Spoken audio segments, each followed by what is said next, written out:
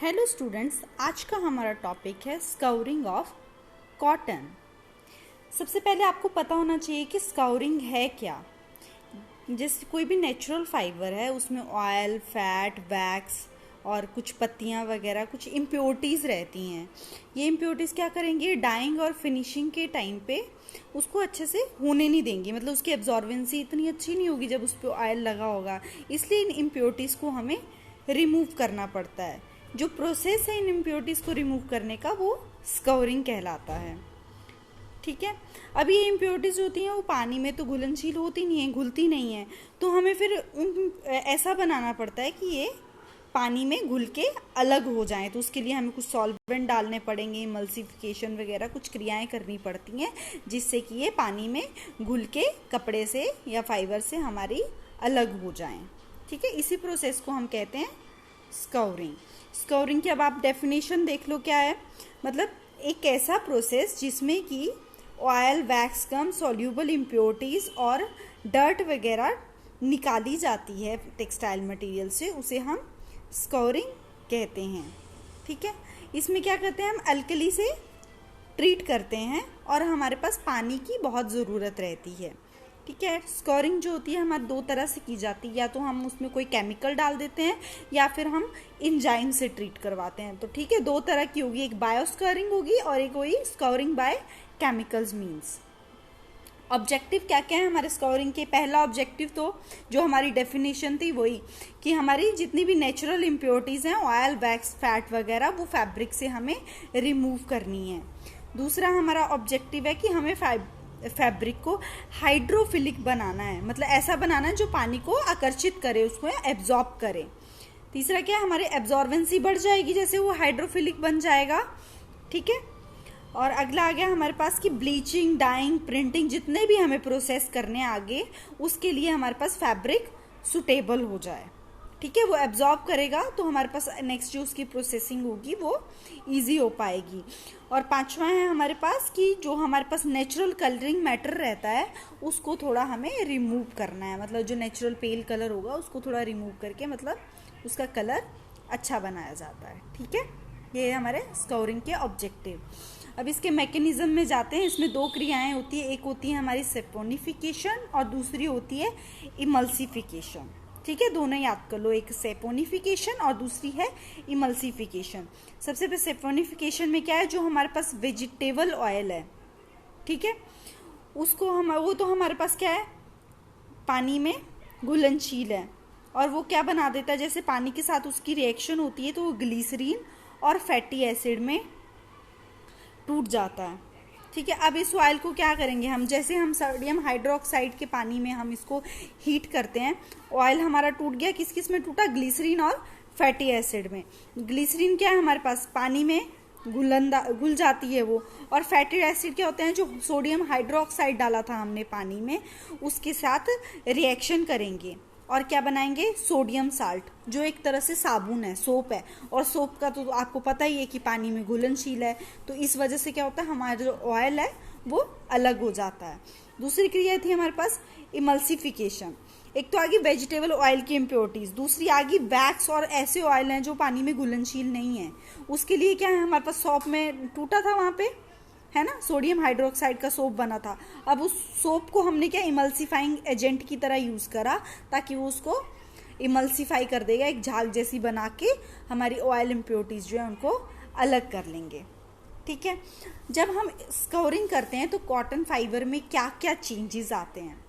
ठीक है, सबसे पहले तो आपको पता है कि ऑयल और जो फ्री फैटी एसिड है वो क्या, सोप में कन्वर्टेड हो जाएंगे, साबुन में कन्वर्टेड हो जाएंगे। ठीक है, और जो प्रोटीन होता है वो डिग्रेड हो जाता है अमीनो एसिड या अमोनिया में। मिनरल मैटर जितने भी हैं वो डिज़ोल्व हो जाते हैं। जितने भी नॉन सेपोनिफिएबल ऑयल हैं उनकी इमल्सिफिकेशन हो जाती है, साबुन की झाग बन के वो अलग हो जाते हैं। ठीक है, और जो डस्ट है वो रिमूव हो जाती है। और थोड़ा बहुत साइजिंग में डीसाइजिंग जो हमने करी थी, थोड़ा बहुत अगर साइज हमारा बच जाता है तो वो भी सॉल्यूबल प्रोडक्ट में टूट जाता है और घुलनशीलों के पानी के साथ अलग हो जाता है। ठीक है, अब क्या क्या केमिकल्स हम यूज़ कर रहे हैं इसमें, देखो कास्टिक सोडा यूज़ हो रहा है, इसके साथ इसके यूज़ भी लिखे हैं कि क्या क्या इनका कास्टिक सोडा का क्या काम है, कि ये एसिडिक मटेरियल को न्यूट्रलाइज करता है। और क्या क्या केमिकल यूज़ होते हैं, हमारे सरफेक्टेंट यूज़ होते हैं, detergent, chelating agent, sodium silicate, soda ash और सोलवेंट। अब स्कोरिंग को कॉटन में जब हम स्कोरिंग करते हैं तो उसके दो मेथड हैं, एक है डिसकंटिन्यूअस मेथड और दूसरा है कॉन्टिन्यूअस मेथड। कॉन्टिन्यूअस सबसे ज़्यादा यूज़ होता है क्योंकि कॉन्टिन्यूअस ये जो जे बॉक्स में स्कोरिंग होती है इसमें हम एक साथ ही हमारी डीसाइजिंग, स्कोरिंग और ब्लीचिंग तीनों प्रोसेस साइमल्टेनियसली कर सकते हैं। डिसकंटिन्यूअस मेथड में हमारा कियर बॉयलर रहता है, ठीक है, कियर बॉइलिंग प्रोसेस, और कॉन्टिन्यूअस में हमारा जे बॉक्स प्रोसेस। तो इनको डिटेल में अब हम पढ़ते हैं, ठीक है। सबसे पहला आ गया हमारे पास कियर बॉयलर प्रोसेस और scoring of cotton fabric in batch process. ये कौन सा था, डिसकंटिन्यूअस प्रोसेस था। इसमें हम क्या करते हैं, जो जितना फैब्रिक है उसको एक रोप फॉर्म में बना लेते हैं और एक अल्कली वाले पानी में उसको हम डाल लेते हैं, ठीक है। कियर का मतलब क्या है, जैसे इसका नाम है कियर बॉयलर प्रोसेस। कियर एक तरह से एक सिलेंड्रिकल वेसल है, ठीक है, एक बर्तन है, बड़ा सा बर्तन है, बॉयलर जिसको हम बोलते हैं, ठीक है। ये दोनों शेप में हो सकता है, हॉरिजॉन्टल भी हो सकता है, वर्टिकल भी होता है। पर इंडस्ट्री में क्या करते हैं, जो हॉरिजॉन्टल है उसमें यार्न की स्कोरिंग करते हैं और जो वर्टिकल है उसमें फैब्रिक की हम स्कोरिंग करते हैं, ठीक है। अब वैसे तो इसमें 5 टन तक मटेरियल कर सकते हैं, पर इंडस्ट्री में 2 और 3 टन के बॉयलर जो हैं वो फेमस हैं और यूज़ होते हैं, ठीक है। अब इसकी रेसिपी क्या क्या है, मेन जो हमारे पास कियर बॉयलर है उस पर केमिकल हमने कितने डालने हैं वो 3 चीज़ों पे डिपेंड करता है कि पानी की हार्डनेस कितनी है, ठीक है, पानी की हार्डनेस कितनी है, दूसरा क्वालिटी कैसी है हमारी कॉटन की और उसकी क्वांटिटी कितनी है, और तीसरा कि फैब्रिक का हमारा कंस्ट्रक्शन कैसा है, यार्न में कितना ट्विस्ट दिया था। तो इन सारे फैक्टर्स पे हमारा डिपेंड करता है कि हमें क्या क्या मटेरियल डालना है। वैसे जनरली मैं बता रही हूँ कि ये इतना अमाउंट यूज़ करते हैं, पर ये इंडस्ट्री टू इंडस्ट्री वेरी हो सकता है, ठीक है। Caustic soda, soda ash, twisting agent, wetting agent, material liquor ratio कितना करते हैं और टेम्परेचर कितना जाएगा, ये मोटा मोटी इंडस्ट्री टू इंडस्ट्री ये रेशो वेरी करेगी, ठीक है। अगला आ गया हमारे पास कियर बॉयलर है, उसके क्या पार्ट है, 5 में डिवाइड करा है, ठीक है। हम डायग्राम पे देखते हैं, वहाँ पे ज़्यादा अच्छे से हमें पता चलेगा।